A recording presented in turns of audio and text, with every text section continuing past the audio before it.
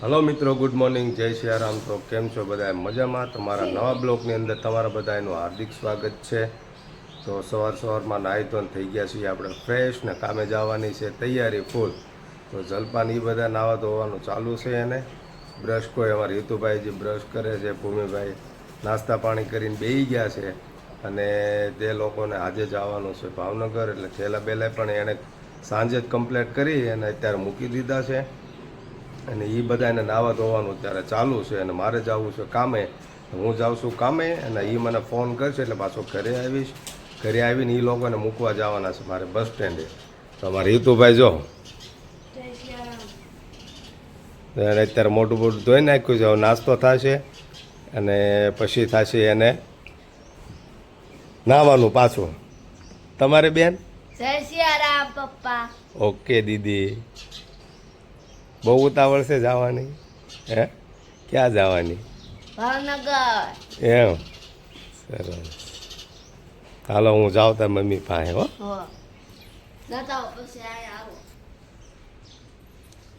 એ તો બહુ હરખમાં છે, કારણ કે અમારે વર્ષમાં એક જ બે વાર જ પાછ જવાનું થાય, કારણ કે ઘરના કામ હોય એટલા બધા, છોકરાઓની સ્કૂલ હોય એટલે બહુ જવાનું થાય ને. લગ્ન પ્રસંગ હોય તો ક્યારેક જવાનું હોય, પણ આજે એને કંઈક પ્રસંગ છે, કર છે છોકરાના, મારા શાળાનો છોકરો છે એના કર છે એટલે એને જવાનું છે. મારે જવાનું થશે, હું પણ જવાનો છું, પણ અત્યારે એને અગાઉ મોકલવાના છે, કારણ કે વેકેશન પડી ગયું છે છોકરાઓને.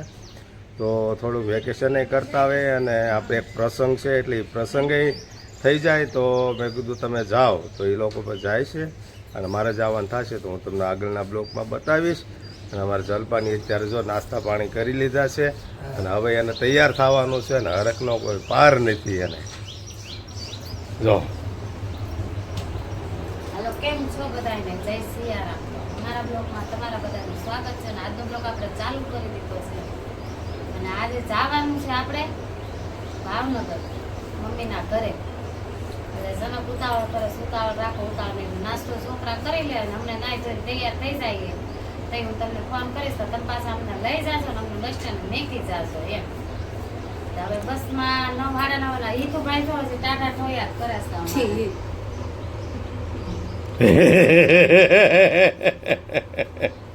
એને લબડાટ કરે, એ ઉઠીને તરત મોબાઈલ જોવા બેસી ગયો. જાવું છે વેલા હારા હતા, નીકળતા નથી. પછી બે નાવા ધોવાનું બાકી છે.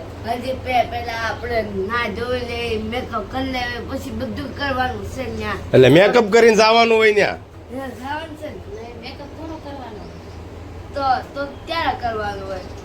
કરવાનું જ ન હોય. અત્યારે ઉનાળા મેકઅપ કરે રેડાય ન જાય. તને મેકઅપ ફાવે છે? કરવું હોય ત્યારે આપણે મેકઅપ કરવાનું. હા આપણે કરવું હોય ત્યારે હા, ઉઘાડા પગે જવાનું. નહીં એવું કાંઈ નથી. એવું તો આપણે પેલા હતું, નાના હતા ત્યારે. ના રે ના. ના, એ નાની હતી તે તું હતી. હું નાની અમારે ભૂમિબેનની છે ને વાતો પણ છે ને કંઈક એવી જ હોય, બરાબર. અમારું એ કોમેડી છે, તો અમારે તો કોમેડી થઈ જાય, ટાઈમ પાસે થઈ જાય. હાલો ચા પીવા જવો, હજી નાસ્તો હાલે છે. નાસ્તો કરી લઈએ. તો હાલો મિત્રો, તો હવે મારે જવું છે કામે, એટલે હું જાઉં છું કામે. હવે ફોન આવશે એટલે પાછા એને મારે મૂકવા જવાનું છે બસ સ્ટેન્ડે. તો ત્યાં સુધીમાં એ નાહી ધોઈને ફ્રેશ થઈ જાય, કપડાં બપડા એના બધું ઓકે થઈ જાય, પછી આપણે એને મૂકવા જઈશું. હાલો મિત્રો, તો તૈયારી થઈ ગઈ છે જવાની ને હું આવી ગયો છું ઘરે. હવે આ લોકોને મૂકવા જવાના છે મારે બસ સ્ટેન્ડે. તો નાહી ધોઈને એ પણ તૈયાર થઈ ગયા છે ફર્સ્ટ ક્લાસ. જો તમે એના લુક જો, તમે જો. હાલો તો હવે તૈયાર થઈ ગયા છીએ, બધી સુવિધા થઈ ગઈ છે. તો હવે આપણે નીકળવું. સમજો થેલા અને અમારા ભૂમિબેને બૂટ પહેરી લીધા છે. અમારા હેતુભાઈ જો એને તો ફોન અને ભૂમિબેનને બસમાં, અમારા હારા ગાડીમાં અને ફોર વ્હીલમાં બેહવાનો શોખ નહીં. હવે આવડાને છે ને બસમાં બેહવાનું ઉતાવળ કેટલી છે કે બસમાં બેહવું હોય એમ, કારણ કે નવીનતા લાગે અને બસમાં બેહીને જવાનું હોય ને તો એને કંઈક અલગ જ લાગે છે. તો હાલો મિત્રો, બ્લોકમાં બન્યા રહ્યો. બસ સ્ટેન્ડ આ લોકોને મૂકી આવું, મૂકીને પછી પાછું મારે જવાનું છે કારખાને. હાલો મિત્રો, તો હવે આપણે આવી ગયા છીએ બસ સ્ટેન્ડે. અને બસ સ્ટેન્ડ આવ્યા એટલે બસ તો નીકળી ગઈ છે. હવે બીજી બસમાં એને જવાનું છે, 10:15ની બસ છે.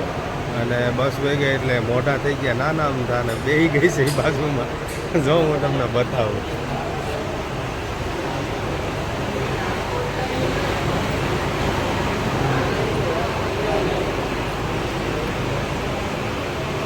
તો આવું કંઈક અમારું બસ સ્ટેન્ડ છે ગારિયાધારનું.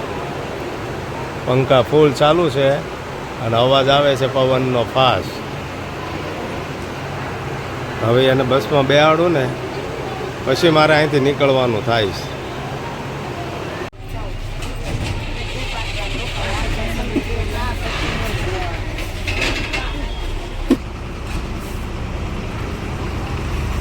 જો જાય આવજો. હાલો તો હવે તમને ખબર જ હશે કે અમારે બે રણછોડિયા હતા એ એના મામાના ઘરે વહી ગયા છે અને હું આવ્યો છું ઘરે જમવા. એટલે જમવા હું છું હું તમને બતાવું. અને રણછોડભાઈની તો વહી ગયા છે ને આજે આપણે જમવાનું છે મારા પપ્પાની નારે અને હું બનાવ્યું છે એ હું તમને બતાવું છું. અને ટાઈમસર જમવાનું થઈ ગયું. મારી મમ્મી મને ફોન કરતા હતા કે હારો કેમ એ કે મોડું થઈ ગયું છે એને નગર તો ઘા ભેગો એ કે ઘરે આવે અને કેમ મોડો આવ્યો. તા તો હું બોલી ડેલીની અંદર પગ મારો ભાઈ આવ્યો. તો મને કે લાગે કે હું તને ફોન કરતી હતી તા હું ટાઈમસર ઘરે આવી ગયો છું ને બેસવાનું છે આપણે જમવા. હાલો મિત્રો તો બધાએ જમવા તો અમે જો જમવા બેસી ગયા છીએ અને જમવા હું છે હું તમને બતાવું. જો મગનું શાક, છાશ, રોટલી, મરચાં અને હાલો બધાય જમવા. તો અમે તો બધા જમવા બે ગયા. ભાત મગ ભાત છે. હાલો મિત્રો તો જમીન થઈ ગયા છીએ આપણે નવરા થઈ ગયા. એટલે મને પછી બેઠો તો નવરો એટલે મને એક વિચાર આવ્યો એવો કે તડકો ખૂબ જ પડે છે અને બધું તપી ગયું છે, લૂ લાગે છે, આવું બધું છે. એટલે મેં કીધું કે એક કામ કરો, ચકલીના માળા બાંધો, પછી એને કુંડા નાખી એને પાણીની વ્યવસ્થા કરો, ચકલીને સણ નાખો. કારણ કે ઉનાળાના સમયમાં તો હું જે ખેતીમાં વાડિયું જમીન હોય ન્યાય કાંઈ એને સણવાનું તો કાંઈ હોય નહીં. તો આવું બધું નાખજો કારણ કે ઉનાળામાં ક્યાં જાય એટલે તરસ્યા રહે, ખાવાનું કાંઈ મળે નહીં. તો મેં કીધું તમને એક મેસેજ આપું મારા માધ્યમથી કે આવું બધું મારા બ્લોગ જોતા હોય તો એટલું કામ કરજો. ઘરે કુંડા બાંધજો અને ચકલીના માળા મૂકજો. કારણ કે 2-3 મહિના હોય એને તો જો આવી રીતે અમે મૂકીએ છીએ. આ વાટકો ભરીને મૂક્યો છે. જો આ અમારા ચકાભાઈ છે અને અમારા ચક્કીબેન છે. જો કેટલું સરસ લાગે. જો એમાં બચ્ચા છે અને એને સણ ખવડાવે છે. જો જો જો આવ્યું બચ્ચું બહાર પડે. પણ કહેવાનો મતલબ મારો એવો છે કે 2 મહિના સુધી ક્યાં જાય એટલે આપણે એને થોડીક અગવડતા આવે એને તો આપણે એને સગવડ થોડીક વધારી દઈએ. તો મિત્રો મારો બ્લોગ કેવો લાગ્યો છે તે મને કોમેન્ટમાં પણ જણાવજો. અને આવા નવા બ્લોગ હું રોજિંદા તમને એકાત્રે મૂકતો રહીશ. અને લાઇક શેર ને સબસ્ક્રાઈબ કરવાનું ભૂલતા નહીં મિત્રો. નવા હોય તો સબસ્ક્રાઈબ કરતા જજો અને સાથ સહકાર આપજો. ત્યાં સુધી ફરી પાછા એક નવા બ્લોગમાં મળશું. ત્યાં સુધી જય સિયારામ.